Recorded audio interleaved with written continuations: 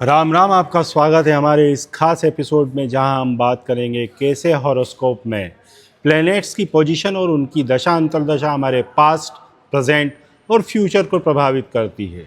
अगर आप भी जानना चाहते हैं कि आपकी कुंडली में कौन से ग्रह आपको सफलता देंगे और कौन सी दशा परेशानियां ला सकती है, तो इस वीडियो को पूरा देखें और लाइक, शेयर और सब्सक्राइब करना ना भूलें। देखिए, हॉरोस्कोप में सिर्फ ग्रहों की स्थिति, प्लैनेटरी पोजीशंस ही नहीं, बल्कि उनकी दशा और अंतर्दशा भी बहुत महत्वपूर्ण होती है।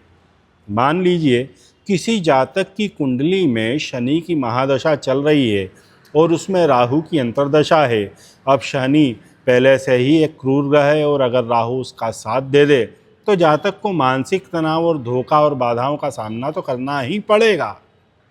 अगर कोई जातक बिजनेस कर रहा है और उसकी कुंडली में शनि राहु की दशा चल रही है तो उसे फाइनेंशियली लॉसेस का सामना करना पड़ सकता है। अगर कोई जॉब में है और उसकी कुंडली में मंगल राहु की दशा चल रही है तो उसे अपने सीनियर ऑफिसर से विवाद होने की संभावनाएं हो सकती है। अब बात करते हैं अशुभ ग्रहों की दशा में क्या होगा।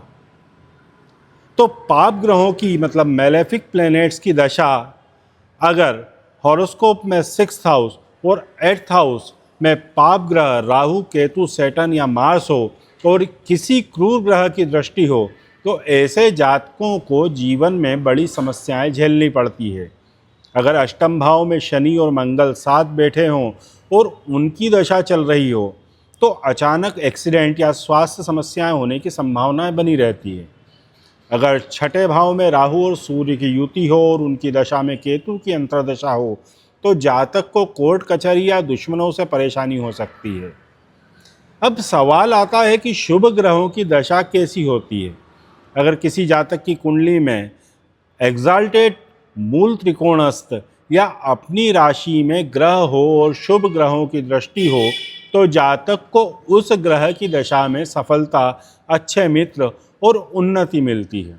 अगर गुरु अपनी राशि में बैठा हो और उसकी दशा चल रही हो तो जातक को आध्यात्मिक उन्नति, धन लाभ और समाज में प्रतिष्ठा मिलेगी।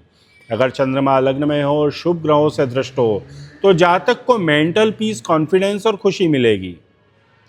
कई लोग मुझसे पूछते हैं कि क्या मेरी कुंडली में विदेश यात्रा के योग हैं या क्या मेरी दशा में कष्ट का समय चल रहा है।